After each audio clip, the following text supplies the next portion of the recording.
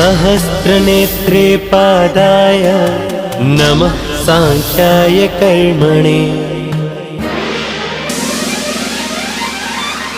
नमो हिरण्यवर्णाय हिरण्यकवचाय च भक्तानुकम्पिने नित्यं सिद्ध्यतां नो वरः प्रभो। एवं स्तुत्वा महादेवः वासुदेवः सहार्जुना प्रसादयामास भवं तदा शस्त्रोपलब्धये।